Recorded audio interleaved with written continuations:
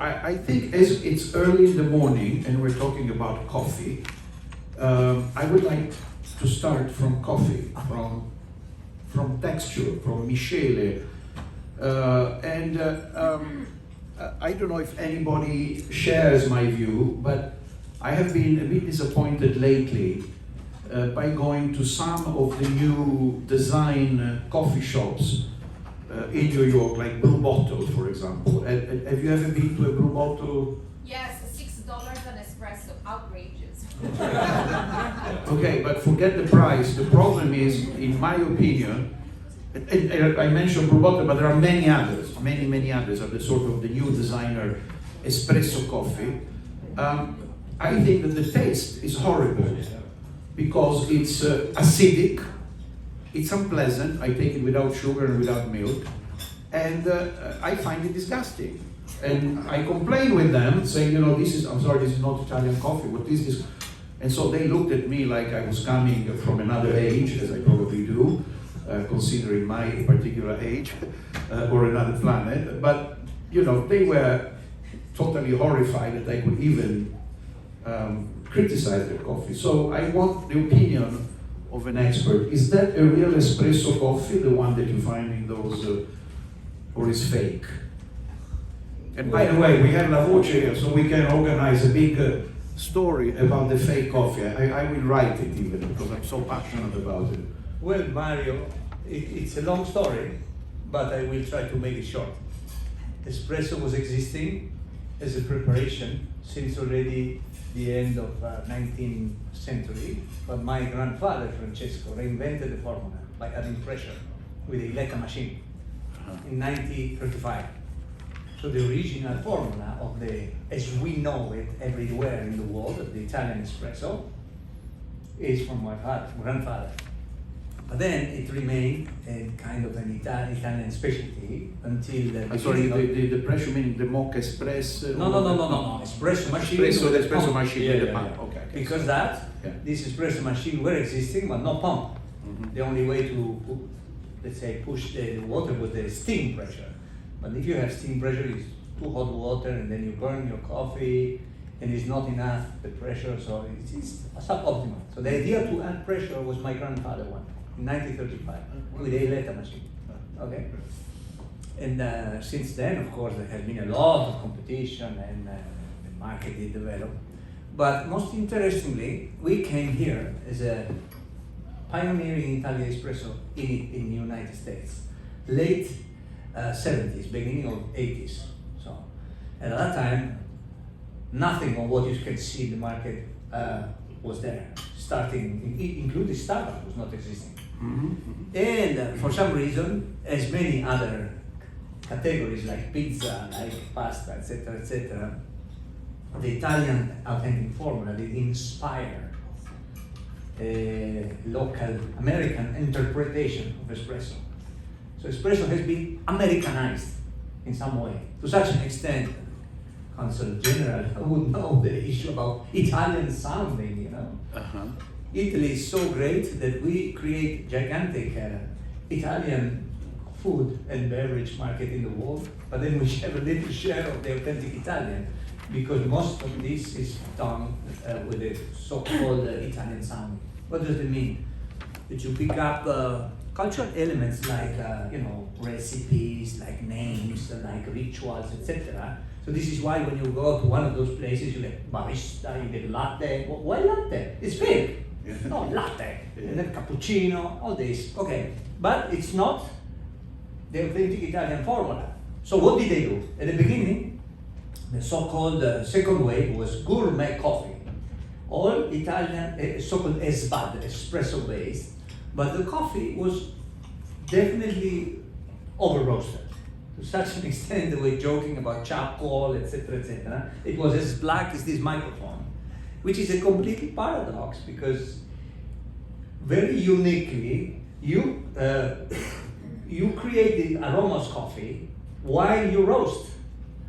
So if you don't roast enough, you don't have enough aroma. If you roast too much, then you burn the same aroma that you have just created. So this was the first. So instead of being in the middle, maximizing the aroma. They were over roasting and destroying the aroma and also getting. So why? Sorry, why? So did they now, do- but why? did they- because it's the local kind Local, of creative, You need to reinterpret. Uh-huh. Recently, I've seen a book, a very nice book about pizza, and you had the American pizza and the Italian pizza Yeah. because you need pizza. It makes sense because there is such a pride in this country and culture that for some reason in me. But by the way, the entrepreneur who let's say tried to replicate originally the Italian espresso has been Howard Schultz, and not by accident. Howard Schultz with Starbucks. His first concept was named Il Giornale, and Il Giornale was really the Italian authentic Milan kind of cafe. It didn't work, and this is why he has been successful once he developed Starbucks, which was an already existing American concept, which has been Italianized with espresso. So this is kind of a cultural aspect, let's say. About your coffee specifically, So that was the second wave. with This was the second overburn. one. Then they made people started arguing whether the coffee was over roasted, and instead of making mild over roasted, as it would have been optimized, they made it light over roasted. Under roasted. Very, very under roasted.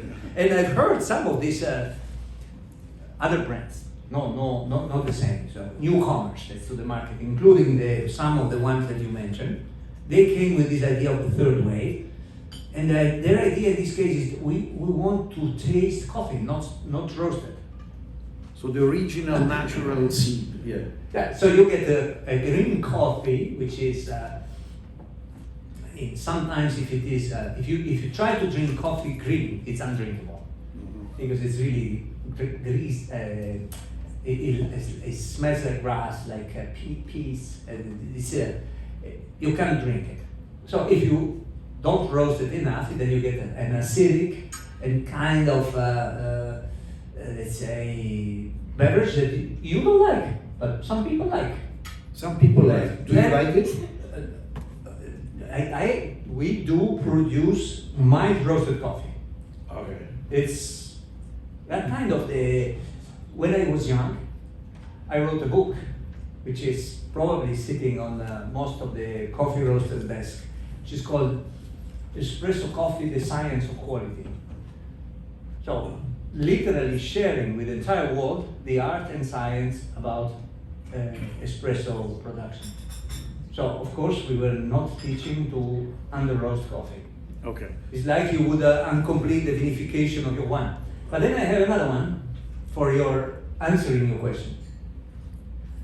Typically, one espresso is one shot, is made with 7 grams, okay? They put maybe between 15 to 21 for 1 cup. So what has happened is that similarly to roasting, you have an optimal extraction profile with your machine. Otherwise, you under-extract or over-extract. And under-extracted is not good for one reason, over-extracted is not good for another reason. Here, once again, you need to have the right exact extraction point. And of course, if you do this overcharged coffee with too much green coffee in a, let's say, volume in the cup, which makes it under-extracted, this is an additional reason why you probably didn't like the coffee. Okay. Both preparation, roasting and preparation. Well, as you can see, it's a science. I mean, Oh, yes. we think espresso. 7 grams, I didn't know why 7 grams. It's a science. I challenge anybody to say that they knew it was 7 grams. This is why you have to be reluctant to put an espresso machine like this here. Yes, you can do it if you use capsules or pods, which are, let's say, ready-to-use systems where you have the durable, the machine, and the consumable designed in a way that is mistake-proof, and you get a consistent result. But without that, the barista is really a profession, an art and science. The barista needs to take care of 13 different variables, and each of them must be perfect. Because doing an espresso, Italian espresso, the one you love so much, is like doing a souffle. You know, chefs know how difficult it is to make the perfect souffle and how little time it lasts after finish, you know? Because an espresso is the same time a solution, a suspension, colloidal suspension. You have this velvet, smooth feeling that you have when you drink it. These are tiny droplets, oil droplets suspended in the solution, which gives this smooth sense. And they are aroma carriers. They carry the aroma because the aroma is soluted in the oil. And then on top of this, you have an emulsion. So it's a three-phasic system.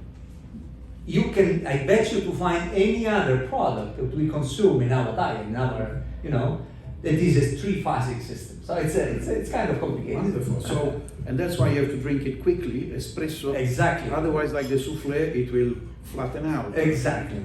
the cream will let's say, collapse, and this will be per se. It's interesting, Andrea, that you mentioned the barista. I've seen an entire documentary about a competition with barista, which has become a national interest here in the United States. So, who is the barista, and what is this competition? Is it important? The barista is the equivalent of the driver. I was yesterday with the Ferrari team, and they were producing Ferrari, and then you need the driver. So, do you have a school for drivers? I asked them. They might have the academy, right? We do have the Università del Caffè, which we created in 1999 for the sake of let's say, exporting the Italian espresso formula worldwide. Actually, the idea came in Japan, because you know Japan is the perfect, everything is about perfection, description, specification, etc. And it was difficult to train Japanese barista to get the perfect espresso with the Italian authentic formula. I said, we have to create a school. And this is how it happened. And so this University of Coffee now exists since over 30 years, over 25 years, sorry. And it has three departments. One for the baristas, one for coffee growers, most importantly, because of our blend, our source, how we help growers elevating their agronomical practices. We'll talk later if you like. And for connoisseurs, people like you willing to become coffee experts, like you would take a sommelier course. Many people are sommelier privately because they like wine, etc. You can do this with the University of Coffee. And since it was created, University of Coffee trained over 500,000 people. 100 million. Half a million. Oh, 500,000. No, come on. That's more acceptable. That's more acceptable. Sorry. So I was told once that when you do the coffee on the machine, it's better to have the cup already warm, and then not to leave it down, but to keep it as close as possible to the source. Is it true, or? Yeah, it's true. In order to let's say not let's say break crema, because the crema.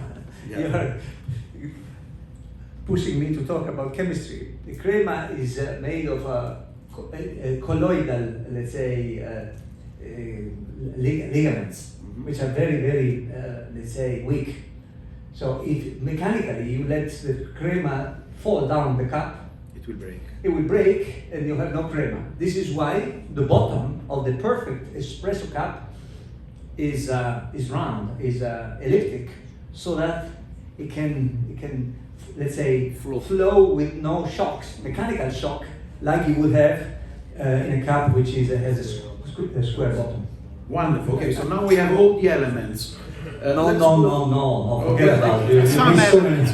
We had a wonderful lesson, but let's talk about business. You mentioned Starbucks, and another one is Nespresso. So it's yet again another example, as you were saying, where we invented the product, we made it popular around the world, and then a multinational comes along and somehow builds an empire. You must have met Schultz, our Schultz. Have you met him? Of course. And did you punch him? No, you were friends. No. I have a lot of admiration for Howard particularly, because he's a single entrepreneur, let's say, who developed the brand, whereas Nestlé is a corporation and you have multiple people working on that. Well, But let me first ask of you a all, question. I'm glad Yeah. that they inspire themselves with us. But we question ourselves as a family because, you know, it is a family business, committed to the best coffee in the world, but we still are a family business, whereas these are big corporations. Big corporations coming from countries in terms of competitiveness, number 1 and 2, more or less, right? Italy used to be 40 something, we couldn't make it. And typical Italian industrial group has 1 zero less in their sales. And there is no way that as an kind of expatriate you can do such an amazing success in a so big and competitive country like the Americas. So that means that we have to stay humble and not put our business at in peril with a kind of attempt to react to this enormous wave which they created. Also because they have 2 other characteristics that we miss. They do have infinite financial power because Starbucks is a publicly listed corporation which has an enormous capitalization, and Nestlé is the largest food company, and they invest in this tiny business like it would be, you know, unlimited resources. So this is something that you can easily kill yourself if you try to compete with. So we kind of try to do another exercise is to be, first of all, consistent with our idea, with our formula of the unique blend and the world best coffee.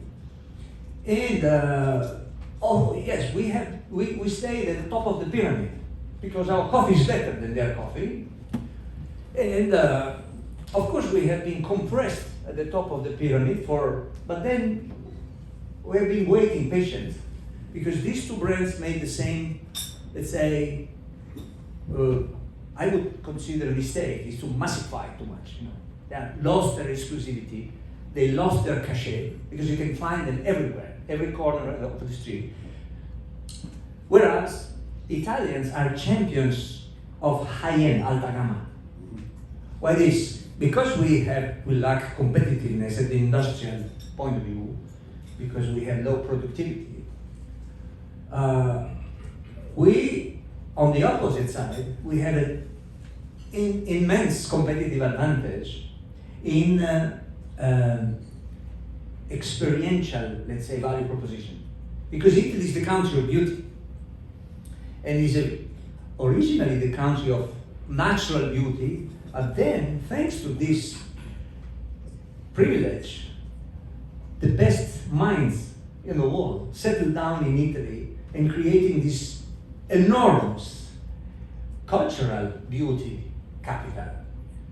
So there are kind of stereotypes that 60% of the cultural heritage is in Italy, etc. But for sure, no matter if it is right or wrong, it's probably wrong. For sure, in Italy, everything is beautiful, except what is ugly, because also we have some ugly things, but they are typically hidden. And this inspires the so-called saper fare. So we have the competence to design things, products, and also to craft them, l'artigianato, you see. And this is the reason why 75% of the luxury business, which is quite big because luxury business is 1.5 trillion, right? Big number. 75% of this business is European. And 2/3 of that, or even more. If you take away the German cars, which is dominant, okay, but not accidentally, most of the luxury cars are owned by the German groups, with the exception of Ferrari, but Lamborghini and others, okay? Most of the common products comes from Italy. And Italy has 2 unique privileges. Number 1, 11 sectors the country with the highest amount of sectors in the high-end and luxury, so fashion, food, cars, boats, jewelry, beauty, you name it. I don't want to make a long list. Andrea has been for many years the chairman president of Alta Gamma, which is the high end, which grouped all the luxuries, goods and products in Italy. So he's very. And of course, I did a kind of, let's say, consistently run our business with this kind of luxury strategy. This is the approach. And to finish this Italian uniqueness is we manufacture the other big, probably bigger in terms of numbers, country is France, because they have this enormous, gigantic group like LVMH, particularly in caring, but LVMH, run by an Italian though, Tony Belloni, together with Mr. Arnaud. But most of the producers are produced in Italy, manufactured. This gives you an idea. This is why this a French group, they buy so many companies in Italy, not necessarily to access to the brand, which are beautiful brands, but to access to the supply chain of these wonderful products. So this is what makes Italy great.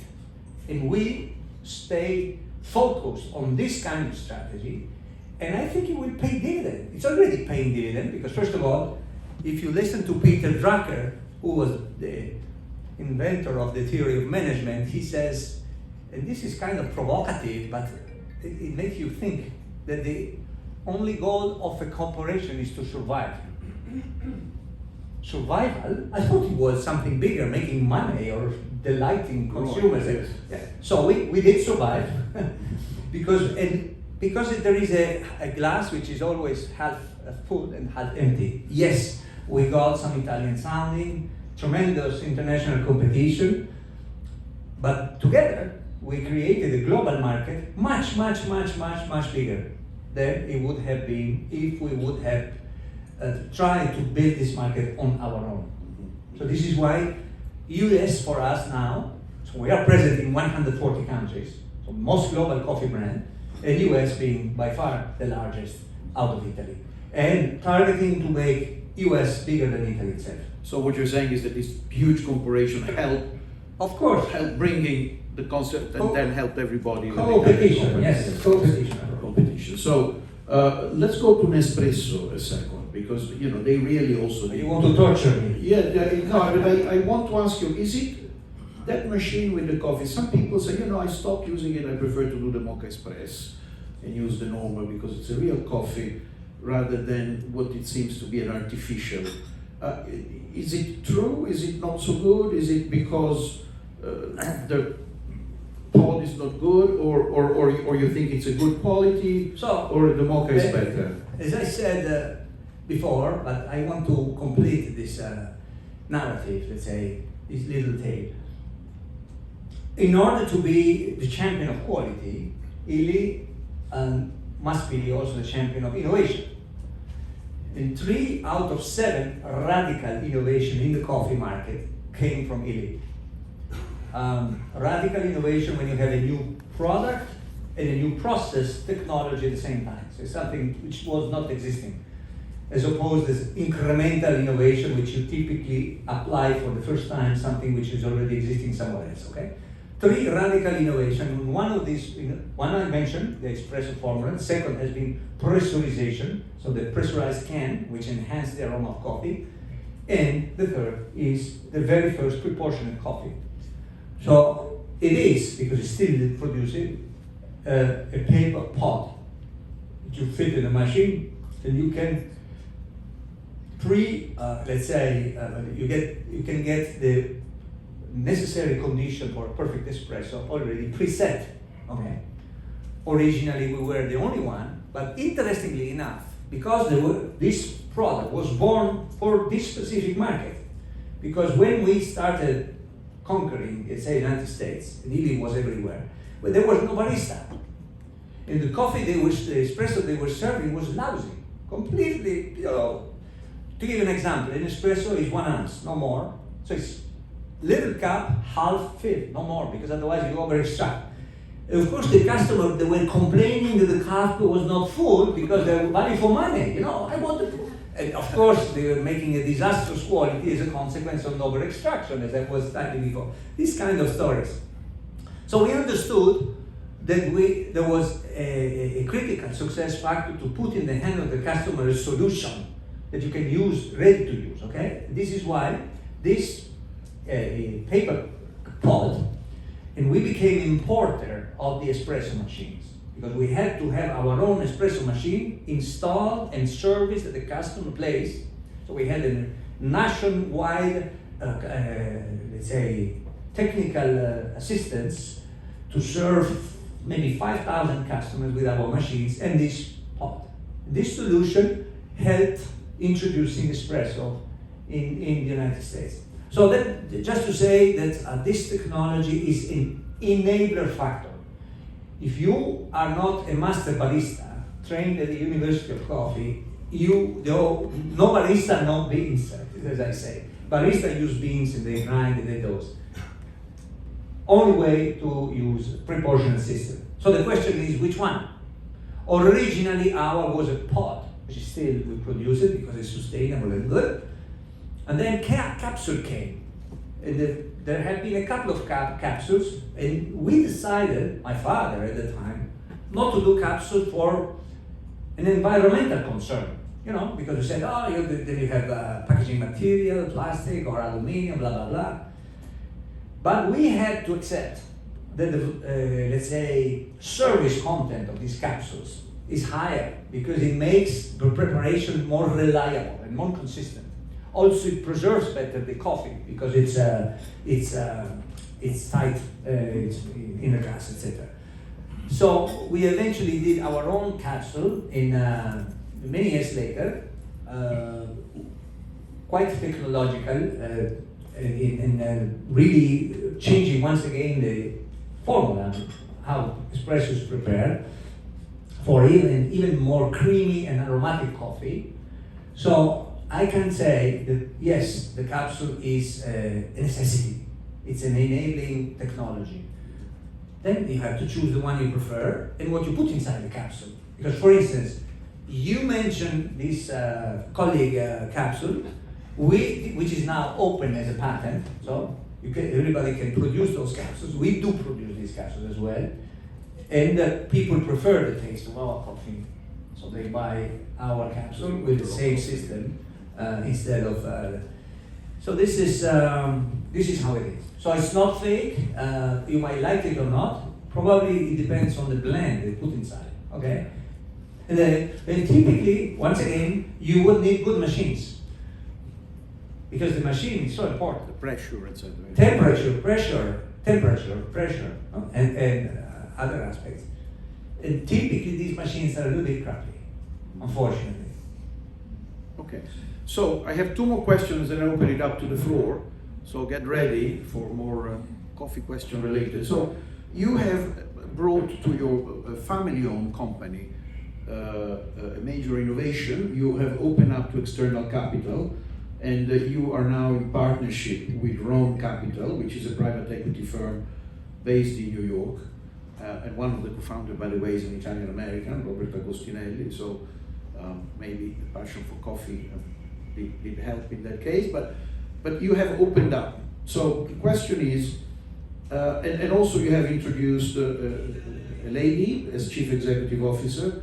So you open up also on the management side, and you know you are creating what should be you know a more mature company and so on and so forth. So can you tell us what was the impact and the change that just happened just a few years ago of having an American private equity firm as a partner, and you know usually they need an exit strategy, like within 4 or 5 years they then want to move on. So what is the exit strategy? Okay, so the reason why of this transformation, as I said before, we are a family business, but there are two ways you can be a family business. You are either a family owned and family managed, and this is the typical model of Italian companies, which is a limit to growth, because you know, the family becomes a kind of a bottleneck, right? And it's also more risky because then you have a risky generational change. So it's not recommendable for business which want to grow to stay family managed, right? What's the opposite? It's the managerial model. So we decided, for the sake of stabilizing the, let's say, asset, how should I say, the setup, the company setup, thank you, to pursue a world-class organization model, which is made of 3 things. 1, open capital structure, with the aim of not being self-referential. Because if you are the owner and you do what you want every day, and one day you might do something, stupid things or mistakes, then you destroy value. Whereas if you have, no matter with which share, a shareholder with you, you have to be accountable also with your investors. So second is to have an independent governance. Have a board made of professionals, not family people, you know, not too many at least, and have the independent express their guidance. Very important. And last but not least, to open to professional management. What is professional management? There are so many managers around. It's a market, very competitive. There are talents, incredible talents, and you have a higher probability to find the talent outside your family than also because your family could more productively be busy in other issues, like developing other new businesses, etc., etc. So this is the model that we created, and it's complete now, because yes, we opened to Rome, and then we have this board of 11 people, only 2 family members, and totally professional management. Next step for the Rome exit would be the listing the company, likely to list. It's not mandatory, but it's the most probable, let's say, outcome to list the company medium term. And would you list it on the New York Stock Exchange or in Italy? If it goes like that? Let me say, it would make a lot of sense to list the company here, but it might be a little bit kind of an overachievement, you know, because we would need. So first of all, it's very, very, very, very expensive. Yeah. Second, you need a substantial share of business in the United States, and third, you need to have a much higher capitalization. So I don't want to kind of be over-aggressive and try to overshoot. We will need to stabilize the company with a good IPO. We will see. If 3 years down the road the conditions are there to list here in New York, would be great. Otherwise, we do it something more humble, let's say, and accessible. Thank you. I'd like to move out of coffee, because among the many things that Andrea does, he sits in the Consiglio Superiore and in the board of the Banca d'Italia, of the Bank of Italy. So, you know, that is a very relevant position, observatory, I would say, especially at this time of uncertainty with inflation, monetary policy, and I'm sure he's privy of very interesting information. So take your notes out, get ready for investment, because it's going to give us some insiders now. No, I'm just kidding. But what can you tell us about the inflation? What is the debate? I mean, you must have debated with people at the highest level about this. And at a certain point, the Italian central bank complained about the increases of interest rates done at the European Central Bank, you know, as a board member. So why was that? Isn't that at the heart of the duty of the central bank to fight inflation and to follow through? What was the reasoning behind resisting the increase in interest rates, for example? So the argument was that, real, is that there were 2 different kind of inflation on the 2 sides of the Atlantic. In the US, inflation was demand driven, because during COVID there has been a very generous quantitative ease which replenished US family pockets with money, and they were going to spend it. So this was the reason why there was a kind of a monetary driven, let's say, inflation in the United States. Probably could be considered a mistake to have let it happen, but this is what did happen. This typical inflation you fight with interest rate increases.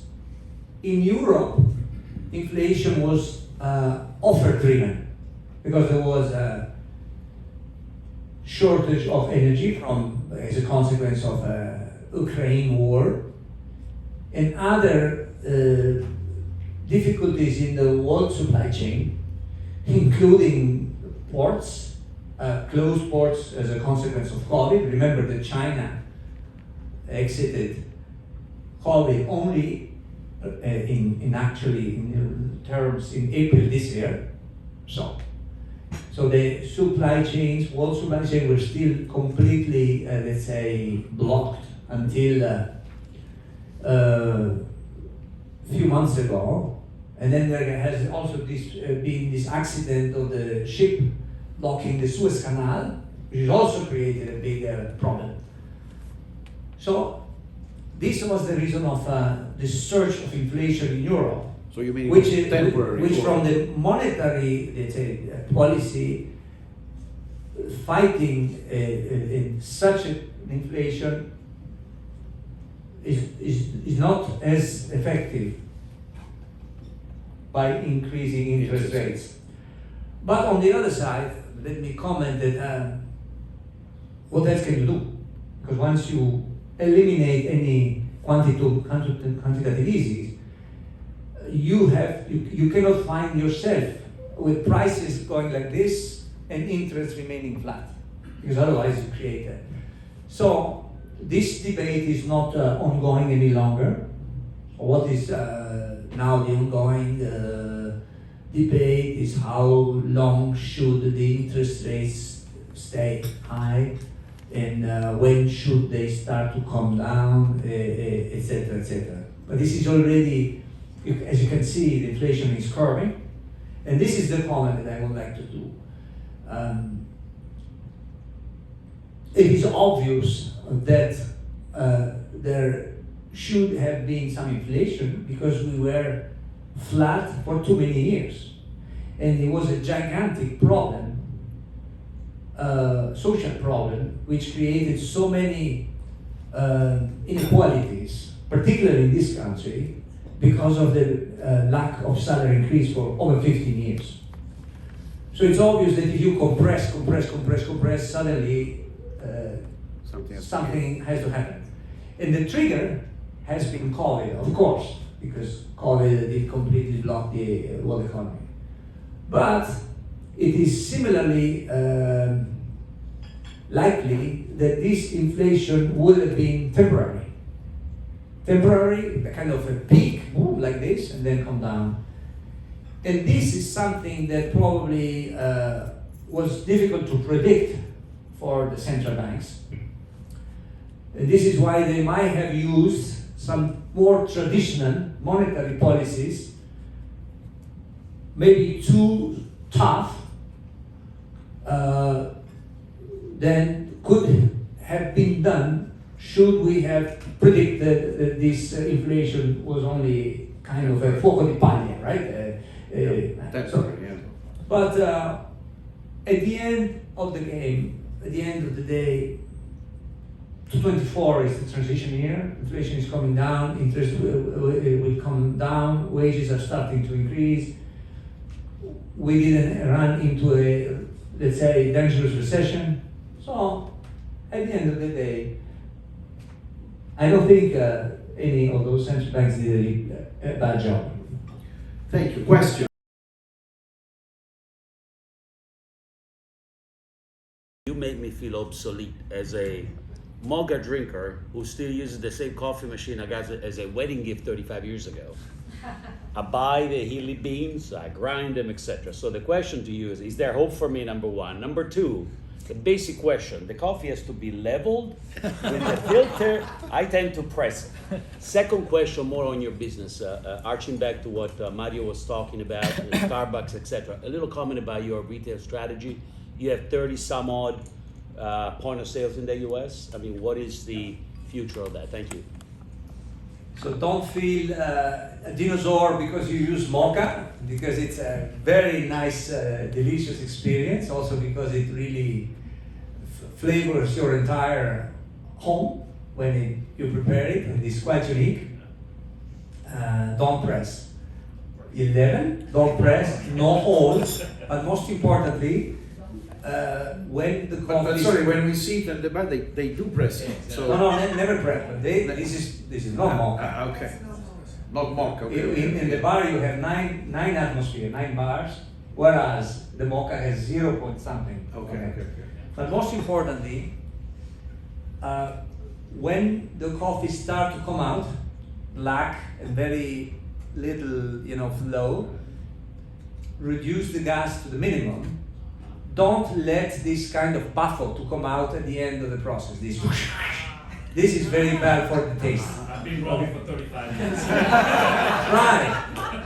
It will leave some water behind, but your coffee will be much better aroma-wise.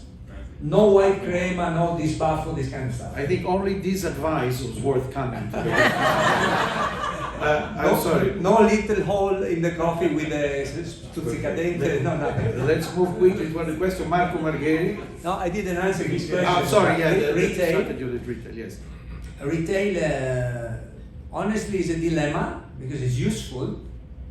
Because it's the only way to deliver a 100% Illy experience, including an art enrichment, making not as beautiful as good. But it's difficult to control, and it's difficult to perform in general, also money-wise. So if we go really prudently with this, let's say, opening of flagships cafe, and we really selectively do whenever necessary. So we're not, let's say, becoming the next Starbucks for sure.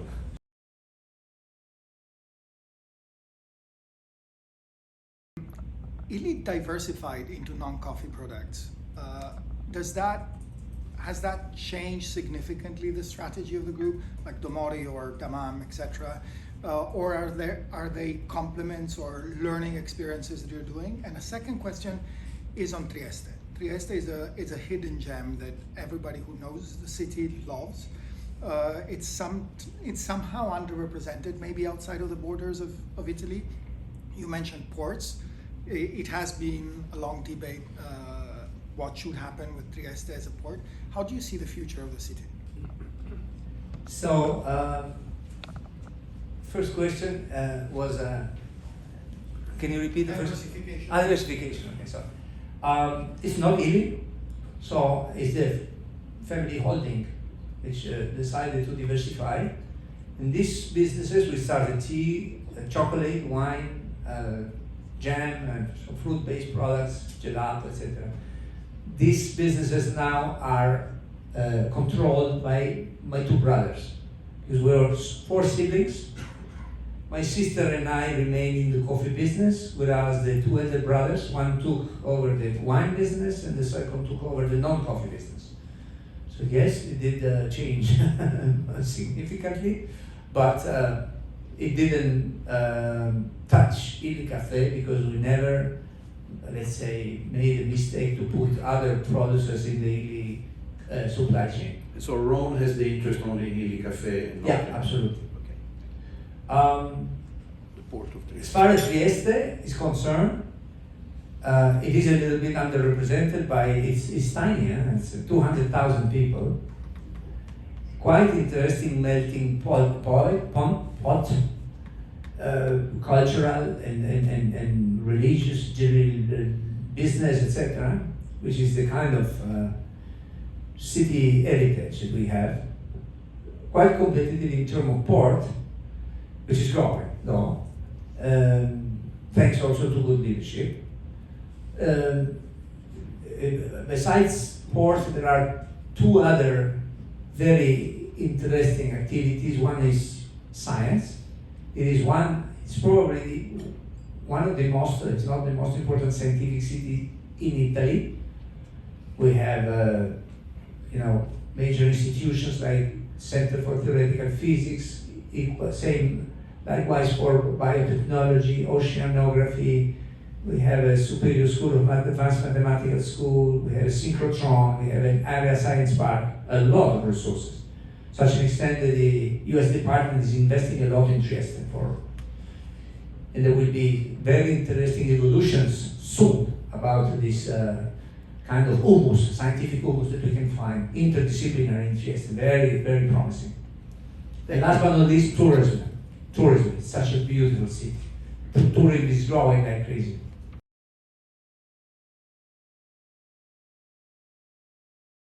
You mentioned, based on your direct and indirect experience with Rome, with a private equity, do you think this could be, or there is a real potential for the Italian family-owned business, the private equity options to expand, strengthen itself and internationalize? Because we see a positive trend, though it's quite slow compared and still limited compared to other European countries, but also some cultural resistances in Italy. So how do you look at that? The answer would be short, there's a very good coffee. Yes, it could be a model, but it depends on the fund you choose. I've been very, very, very picky because I didn't want to have one of these big greedy funds which are called locust. This is this stereotype of the locust fund still existing around. Whereas Rome is a kind of a boutique. You talk with a founder who's sitting in our board, and he cares for our business and our values, etc. And he cares for the family, let's say, interest, not to dilute, etc. So you need to really be, let's say, selective in the fund you choose.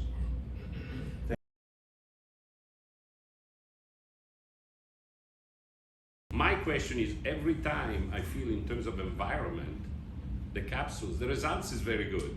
Yes. But the capsule, are you guys working on something in terms to have capsules that are biodegradable and all? Yeah. And question number 2, you mentioned the big competitor and you say you admire him for what he has done. I understand that in the beginning, this is the guy who showed up at auctions of coffee and buy all the coffee that nobody else would want to buy.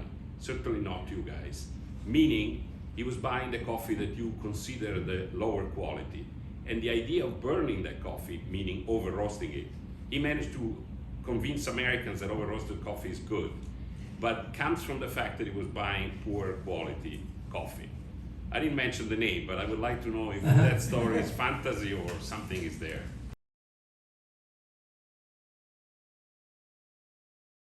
I want to ask your strategy toward China, because you mentioned at the beginning of the year that your plan is to make China the second largest market for your company. Could you clarify better your plan and your strategy for Okay. that? Quick questions. In Italy, there are many local brands which have competitive advantage locally. I come from Lecce, there is a great Quarta coffee. Actually, to answer to Andrea, they already make the vegetal plastic capsule for Nespresso.